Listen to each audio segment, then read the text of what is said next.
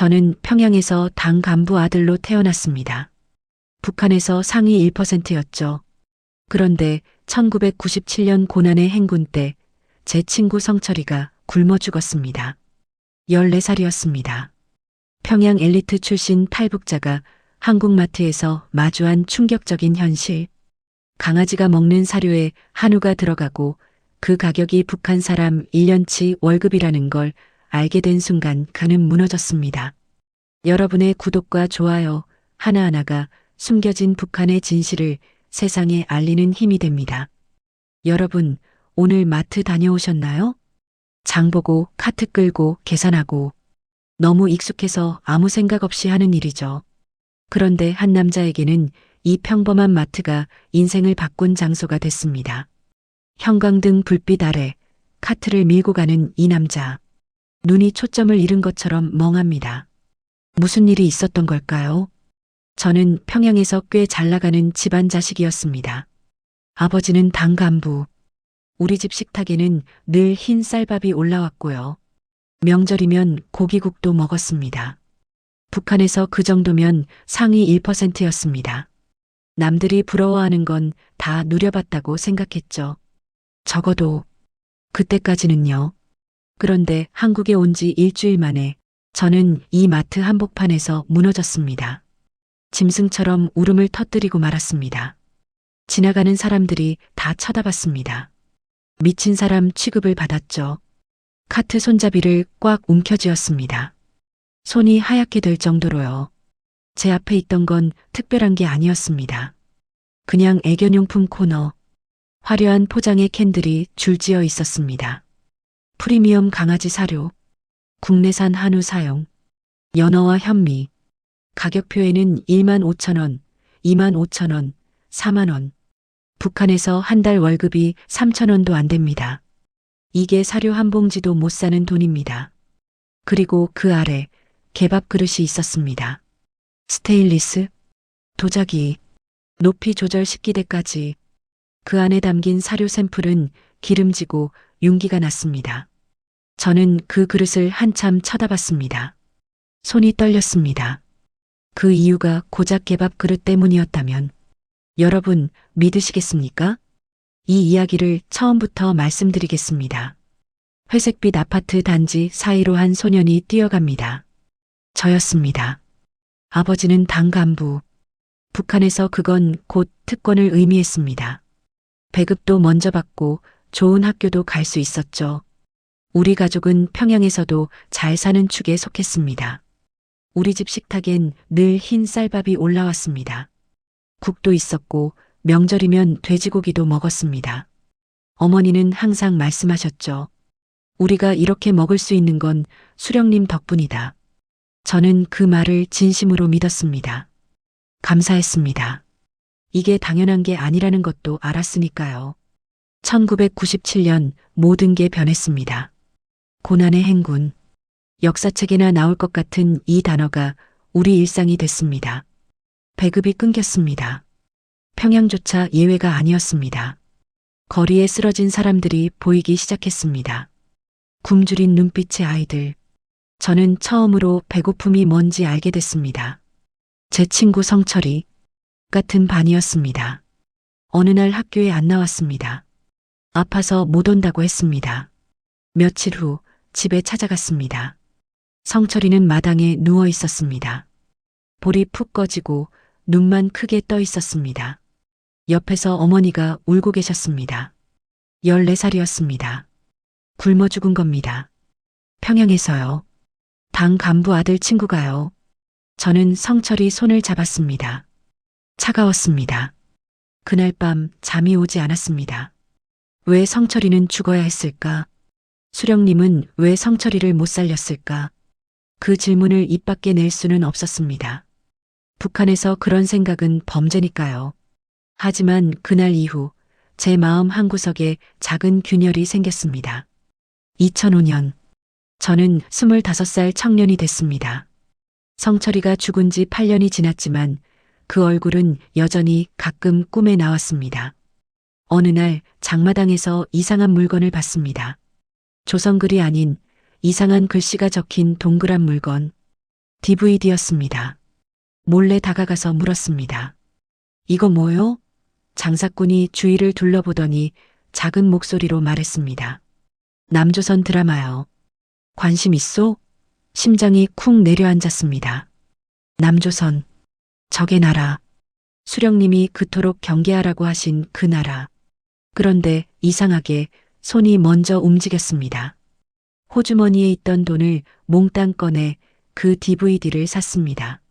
그날 밤 부모님이 잠든 걸 확인하고 조심스럽게 방문을 닫았습니다. 작은 TV에 DVD 플레이어를 연결했습니다. 손이 떨렸습니다.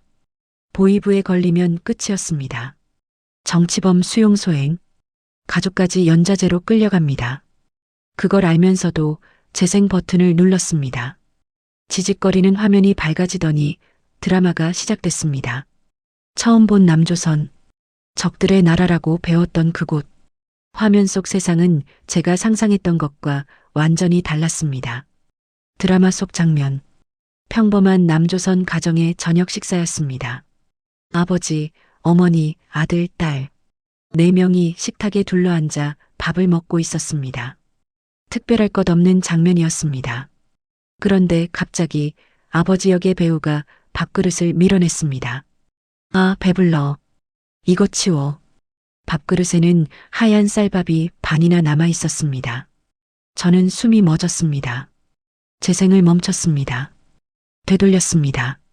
다시 봤습니다. 3번, 4번, 5번. 틀림없었습니다. 쌀밥을 반이나 남기고 그냥 치우라고 했습니다. 성철이는 쌀밥 한 그릇이 없어서 죽었는데 저 사람들은 반을 남기고도 아무렇지 않은 겁니다. 처음엔 선전물이라고 생각했습니다. 남조선이 만든 거짓말, 우리를 현혹시키려는 책략, 그렇게 믿고 싶었습니다. 그런데 배우들 표정이 너무 자연스러웠습니다.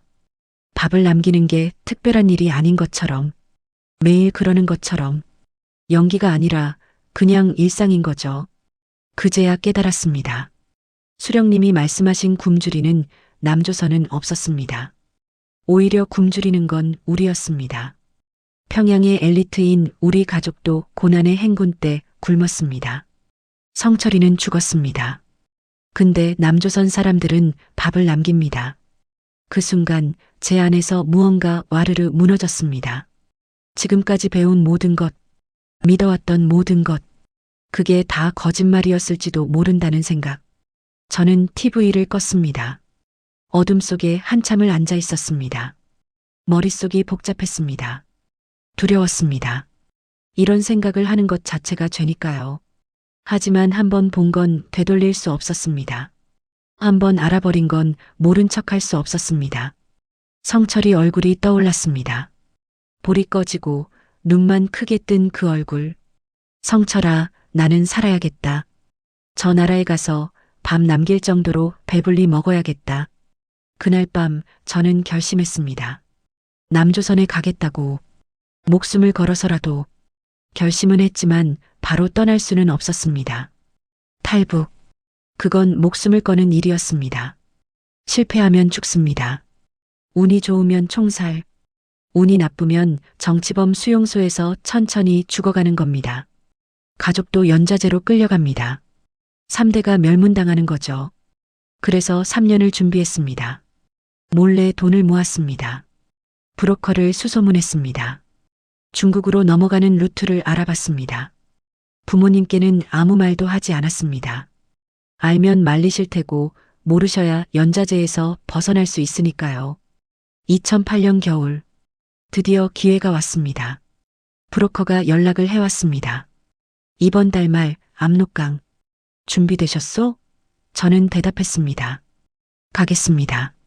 떠나기 전날 밤 저는 부모님 방문 앞에 한참을 서 있었습니다. 문을 열까 말까? 손이 문고리에 닿았다가 다시 떨어졌습니다. 10번도 넘게 그랬습니다. 결국 문을 열지 못했습니다. 얼굴을 보면 마음이 흔들린 것 같았습니다. 다녀오겠습니다라고 말하면 다시는 못 볼 것 같았습니다. 그래서 그냥 문 앞에서 절을 했습니다. 소리 없이 어머니, 아버지, 불효자를 용서해 주세요. 살아남으면 꼭 다시 만나겠습니다. 그게 부모님께 드린 마지막 인사였습니다. 저는 그날 밤 짐을 챙기고 집을 나섰습니다. 뒤돌아보지 않았습니다. 뒤돌아보면 못 갈 것 같았으니까요.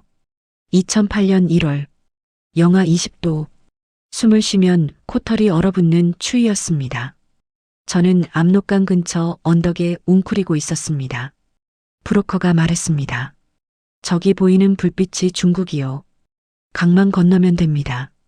강폭은 300m 정도. 얼어 있었지만 완전히 언 건 아니었습니다. 중간중간 얼음이 얇은 곳이 있었습니다. 빠지면 죽습니다. 얼어 죽거나 익사하거나. 브로커가 제 어깨를 잡았습니다.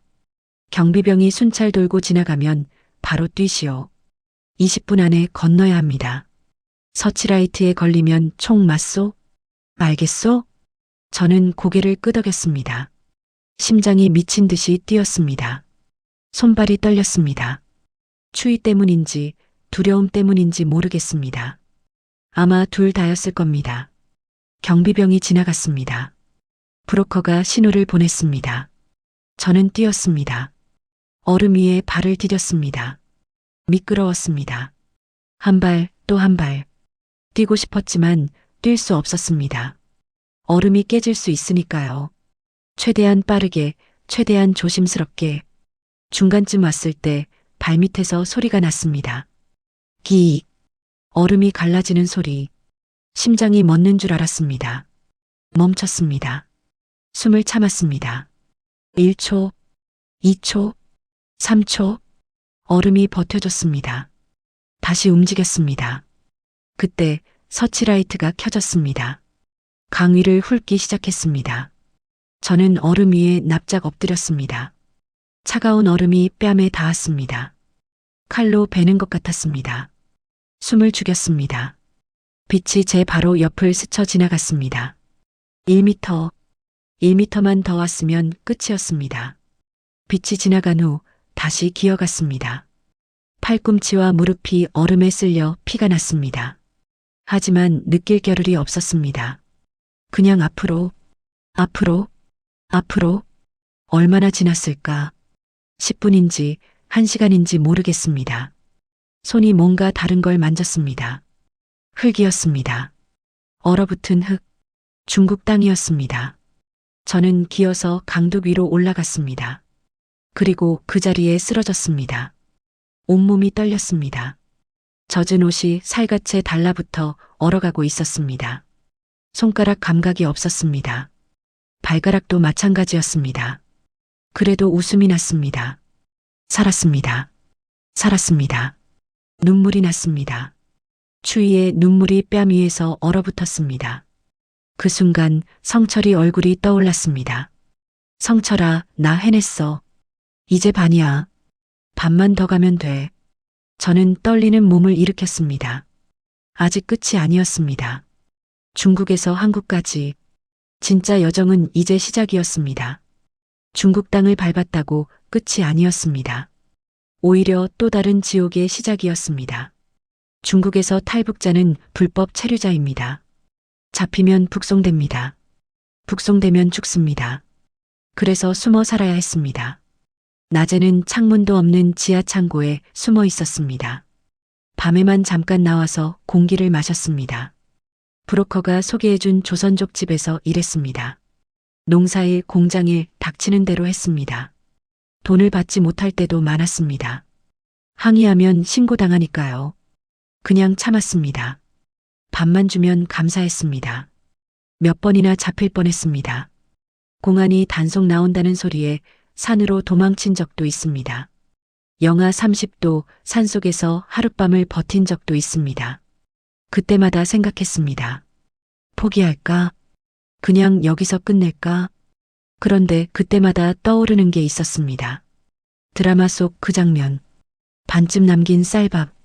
저기까지만 가면 된다. 저 나라까지만. 그 생각으로 2년을 버텼습니다. 2010년 봄. 드디어 한국으로 가는 길이 열렸습니다. 브로커를 통해 제3국을 경유하는 루트를 확보했습니다. 중국에서 동남아로, 동남아에서 한국 대사관으로 목숨을 건 여정이었습니다. 몇 개의 국경을 넘고 몇 번의 위기를 넘기고 자세한 이야기는 다른 사람들 안전을 위해 말씀드리기 어렵습니다. 중요한 건 저는 살아남았다는 겁니다. 그리고 마침내 한국행 비행기에 올랐습니다. 비행기 창문 밖으로 구름이 보였습니다. 태어나서 처음 타본 비행기였습니다. 좌석이 너무 푹신해서 놀랐습니다. 스튜어디스가 웃으며 물을 건넸습니다. 물 드시겠어요? 저는 그 물컵을 받아들고 한참을 쳐다봤습니다. 공짜로 물을 주다니. 웃으면서 이게 진짜 남조선인가? 창밖으로 한반도가 보이기 시작했습니다. 눈물이 났습니다. 성철아, 나 드디어 왔어. 인천공항에 내린 후 저는 바로 하나원으로 갔습니다. 하나원, 탈북민들이 한국 사회에 적응하기 위해 교육받는 곳입니다. 경기도 안성에 있는 이 시설에서 3개월을 보내야 했습니다. 처음 도착했을 때 놀랐습니다. 건물이 너무 깨끗했습니다. 잔디가 너무 푸릅니다. 화장실에 들어갔는데 변기에서 물이 자동으로 내려갔습니다. 저는 깜짝 놀라서 뒤로 물러났습니다. 직원분이 웃으며 말했습니다. 자동이에요. 센서가 있어서요. 센서? 자동? 변기가 알아서 물을 내린다고요? 북한에서는 상상도 못할 일이었습니다. 저는 그 변기 앞에 서서 한참을 쳐다봤습니다. 손을 흔들어 봤습니다. 진짜로 물이 내려갔습니다. 어이가 없어서 웃음이 났습니다. 이게 바로 남조선이구나. 변기 하나에도 기술이 들어가는 나라. 하나원에서의 생활. 가장 놀라웠던 건 식사였습니다. 매일 3끼 흰 쌀밥이 나왔습니다. 반찬도 4-5가지씩. 국도 매일 달랐습니다. 된장국, 미역국, 김치찌개. 저는 처음에 밥을 남기는 게 죄인 것 같았습니다. 밥알 하나까지 긁어 먹었습니다. 그릇에 물을 부어서 씻어 마셨습니다. 같은 테이블 사람들이 이상하게 쳐다봤습니다. 남한 출신 직원분이 다가왔습니다. 여기서는 그렇게 안 해도 돼요. 밥 더 드시고 싶으면 더 달라고 하세요. 남겨도 괜찮아요. 남겨도 괜찮다고요? 저는 그 말이 이해가 안 됐습니다. 어떻게 밥을 남겨요? 사람이 굶어 죽는 걸 봤는데, 친구가 굶어 죽었는데, 밥을 어떻게 남깁니까? 저는 하나원 3개월 동안 단 한 번도 밥을 남기지 않았습니다. 3개월이 지났습니다. 한국어 교육, 컴퓨터 교육, 사회 적응 교육, 모든 프로그램을 마쳤습니다. 퇴소하는 날, 담당 선생님이 말씀하셨습니다. 이제 나가시면 진짜 한국 사회예요. 처음엔 많이 힘드실 거예요. 모르는 거 있으면 언제든 연락하세요. 저는 고개를 숙여 인사했습니다. 감사합니다. 잘 살겠습니다. 하나원 정문을 나섰습니다. 봄바람이 불었습니다. 눈앞에 펼쳐진 한국의 거리. 자동차들이 싱싱 달렸습니다. 사람들이 바쁘게 걸어갔습니다. 간판마다 화려한 글씨. 카페, 편의점, 휴대폰 대리점. 정신이 없었습니다. 선생님이 퇴소 전에 말씀하셨죠. 밖에 나가면 더 놀랄 거야. 그 말이 무슨 뜻인지 몰랐습니다. 일주일 후, 저는 마트라는 곳에 갔습니다. 그리고 진짜 의미를 알게 됐습니다. 하나원을 나온 지 일주일, 정부에서 지원해준 임대 아파트에 살게 됐습니다. 작은 원룸이었지만 저한테는 궁전 같았습니다. 혼자 쓰는 화장실, 따뜻한 물이 나오는 샤워기, 밤에도 환한 전기. 북한에서는 당 간부집에서도 정전이 밥 먹듯 했습니다. 여기는 24시간 불이 켜져 있었습니다. 어느 날 아파트 관리인 아저씨가 말했습니다. 냉장고에 넣을 거 사려면 마트 가봐요. 여기서 걸어서 10분이에요. 마트. 하나원에서 배우긴 했습니다. 큰 가게라고, 물건이 많다고. 하지만 직접 가본 적은 없었습니다. 저는 호기심 반, 두려움 반으로 집을 나섰습니다. 10분을 걸었습니다. 그리고 거대한 건물 앞에 섰습니다. 간판에 이렇게 써 있었습니다. 이마트. 저는 깊은 숨을 쉬고 안으로 들어갔습니다. 자동문이 열렸습니다. 찬바람과 함께 조명이 쏟아졌습니다. 저는 그 자리에 멈춰 섰습니다. 숨이 멎었습니다. 이게 가게입니까? 이게 창고입니까? 끝이 보이지 않았습니다. 천장까지 쌓인 물건들, 통로가 10개도 넘었습니다. 20개, 30개, 셀 수가 없었습니다. 북한에서 본 가장 큰 상점은 평양 제1백화점이었습니다. 거기도 꽤 크다고 생각했습니다. 하지만 물건은 별로 없었습니다. 진열대는 비어 있고 있는 것도 똑같은 물건 몇 개. 그런데 여기는 모든 진열대가 가득 차 있었습니다. 넘쳐났습니다. 쏟아질 것 같았습니다. 저는 카트를 집어들었습니다. 손이 떨렸습니다. 천천히 안으로 들어갔습니다. 과일 코너에 도착했습니다. 사과가 있었습니다. 수백 개, 아니 수천 개, 빨갛고 윤기나는 사과들이 피라미드처럼 쌓여 있었습니다. 저는 손을 뻗어 하나를 만져봤습니다. 진짜였습니다. 단단하고 차갑고 매끈했습니다. 북한에서 사과는 귀했습니다. 명절에나 한두 개 볼 수 있었습니다. 아버지가 사과 한 알을 들고 오시면 온 가족이 나눠 먹었습니다. 한 입씩 아껴서. 그런데 여기는 사과가 산처럼 쌓여 있었습니다. 옆에는 배가 있었습니다. 그 옆에는 포도, 그 옆에는 제가 이름도 모르는 과일들, 키위, 망고, 파인애플, 처음 보는 것들이었습니다. 저는 그 앞에서 한참을 서 있었습니다. 이걸 다 누가 먹지? 이렇게 많은데? 썩으면 어떡하지? 북한 사람의 생각이었습니다. 정육 코너로 갔습니다. 다리에 힘이 풀렸습니다. 고기가 있었습니다. 벽 하나가 전부 고기였습니다. 소고기, 돼지고기, 닭고기, 부위별로 나뉘어 있었습니다. 등심, 안심, 갈비, 삼겹살, 목살, 한우, 수입산, 냉장, 냉동. 종류가 수십 가지였습니다. 북한에서 고기는 명절 음식이었습니다. 1년에 두세 번, 설날, 김일성 생일, 김정일 생일. 그때만 배급으로 조금 받았습니다. 당 간부인 우리 집도 그랬습니다. 일반 주민들은 몇 년에 한 번 먹을까 말까 했습니다. 그런데 여기는 매일 이렇게 쌓아놓고 판다고요? 가격표를 봤습니다. 삼겹살 100g에 1,500원, 한우 등심 100g에 8,000원. 숫자가 눈에 안 들어왔습니다. 저는 그냥 그 고기들을 바라봤습니다. 성철이가 생각났습니다. 고기 한 점 먹어보지 못하고 죽은 내 친구. 여기선 걔도 고기 먹겠구나. 그 생각이 스쳤습니다.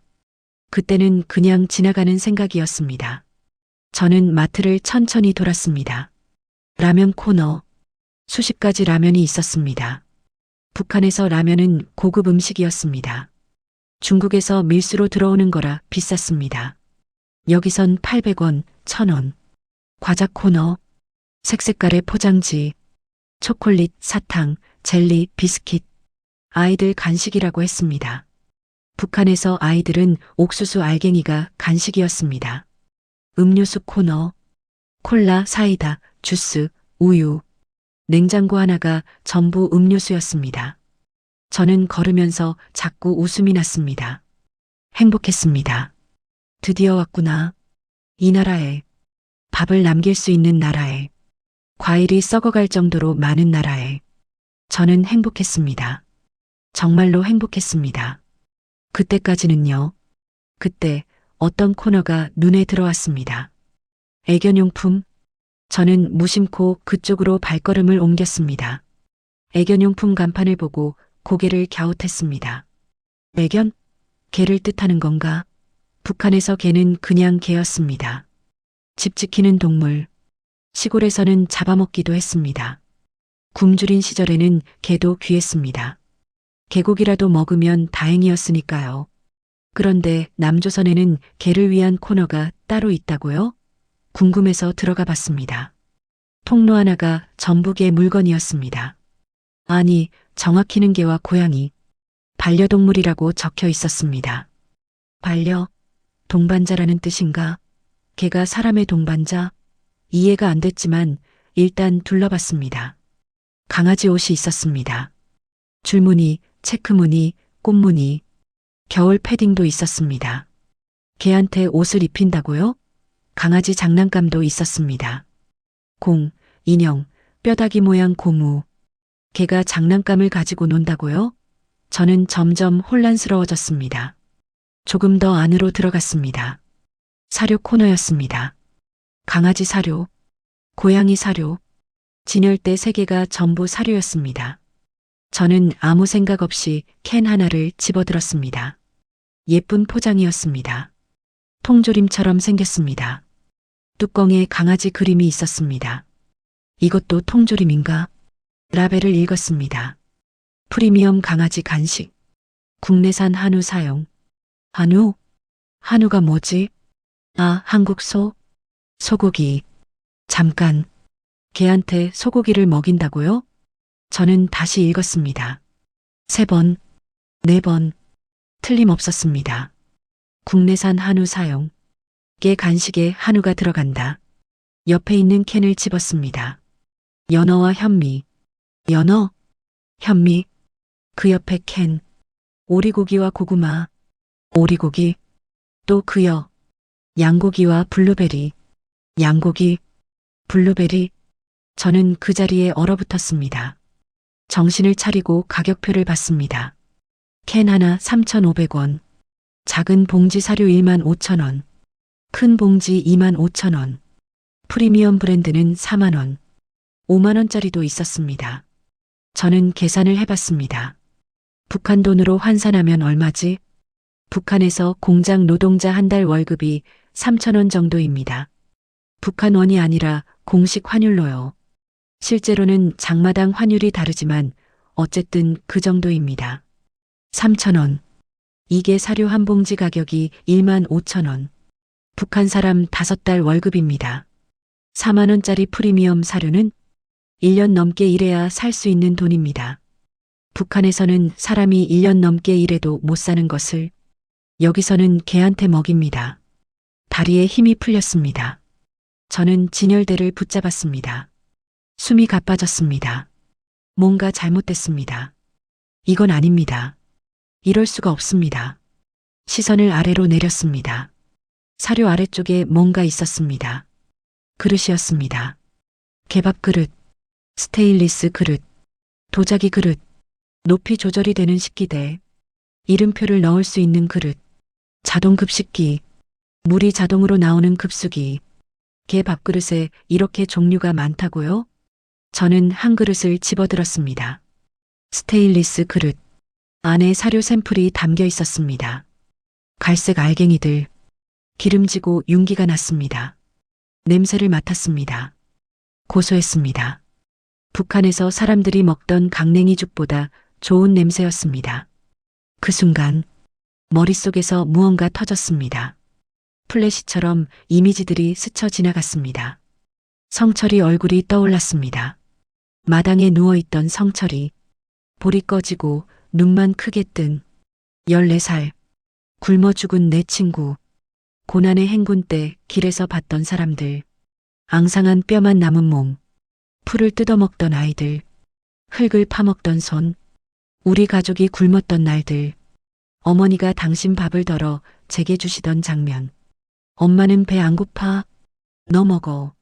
쌀 대신 옥수수, 옥수수 대신 강냉이, 강냉이에 섞인 모래. 그걸 씹으며 감사합니다. 수령님 했던 우리. 그런데 여기는, 이 나라에서는 강아지가 한우를 먹습니다. 강아지가 연어를 먹습니다. 강아지가 사람보다 비싼 밥을 먹습니다. 무릎이 꺾였습니다. 저는 마트 바닥에 주저앉았습니다. 개밥 그릇을 손에 쥔 채로 어깨가 떨렸습니다. 소리가 안 나왔습니다. 숨만 헐떡거렸습니다. 그러다 터졌습니다. 으아, 울음이 터졌습니다. 마트 한복판에서 30대 남자가 개밥 그릇을 들고 짐승처럼 울었습니다. 지나가던 사람들이 쳐다봤습니다. 수군거렸습니다. 저 사람 왜 저래? 술 취했나? 무서워, 가자. 창피했습니다. 멈추고 싶었습니다. 그런데 멈출 수가 없었습니다. 직원이 달려왔습니다. 손님, 괜찮으세요? 손님? 저는 대답하지 못했습니다. 그냥 케밥 그릇을 가리키며 울었습니다. 말이 안 나왔습니다. 어떻게 설명합니까? 당신네 나라 개가 먹는 밥이 내 나라 사람이 평생 못 먹는 거라고.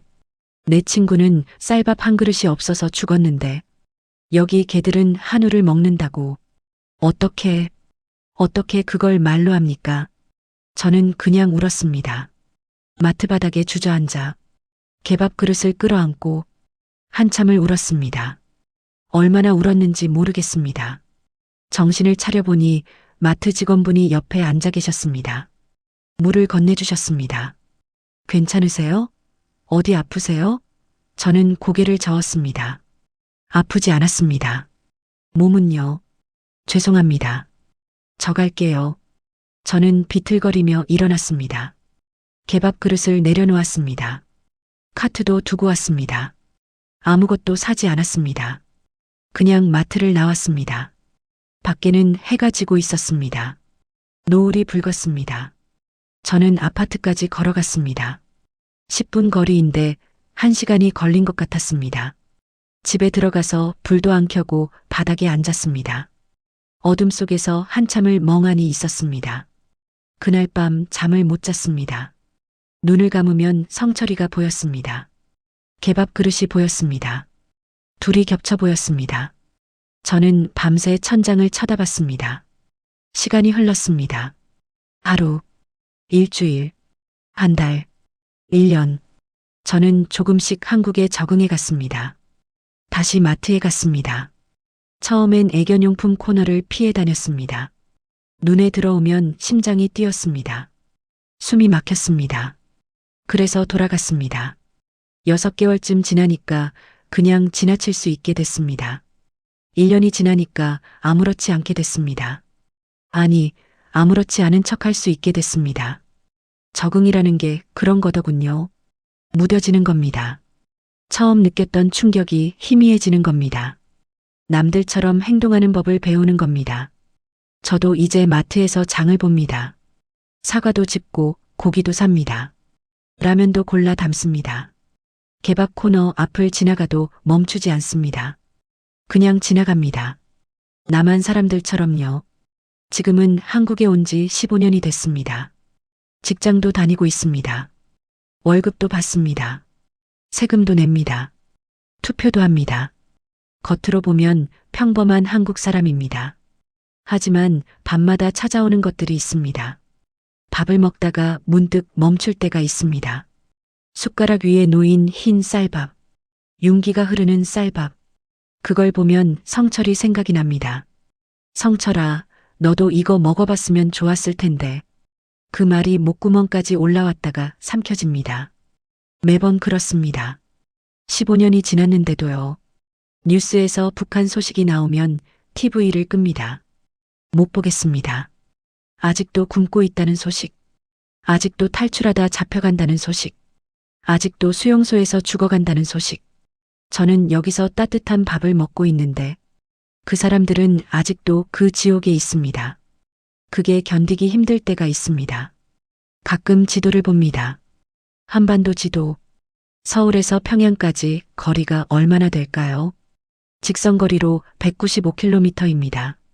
서울에서 부산보다 가깝습니다. 비행기로 1시간도 안 걸립니다. 자동차로는 2~3시간이면 갈 수 있습니다. 그런데 저는 그 길을 돌고 돌아 2년이 걸렸습니다. 압록강을 건너고 중국을 숨어 다니고 동남아를 거쳐서 목숨을 걸고 왔습니다. 강 하나 차이입니다. 강 하나를 사이에 두고 한쪽에서는 개가 한우를 먹고 한쪽에서는 사람이 굶어 죽습니다. 같은 말을 쓰는 사람들입니다. 같은 역사를 가진 민족입니다. 70년 전에는 한 나라였습니다. 그런데 지금은 강 하나가 천국과 지옥을 가르고 있습니다.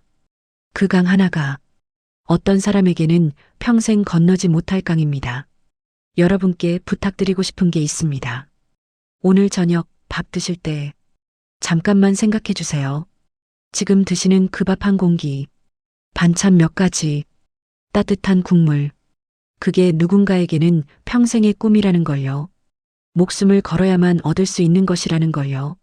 마트에서 장 보실 때, 과일 코너 지나실 때, 고기 코너 지나실 때, 애견용품 코너 지나실 때, 잠깐만 생각해 주세요. 이 풍요로움이 당연한 게 아니라는 걸요. 강 하나 건너에는 이게 없는 사람들이 있다는 걸요. 저는 아직도 밥을 남기지 못합니다. 밥알 하나도 버리지 못합니다. 15년이 지났는데도요. 아마 평생 그럴 겁니다. 그게 제가 그쪽에서 온 사람이라는 증거니까요. 성철이를 기억하는 방법이니까요. 여러분, 오늘 하루도 맛있게 드세요. 감사하면서 드세요. 그리고 가끔은 강 하나 건너 있는 사람들을 기억해 주세요. 감사합니다.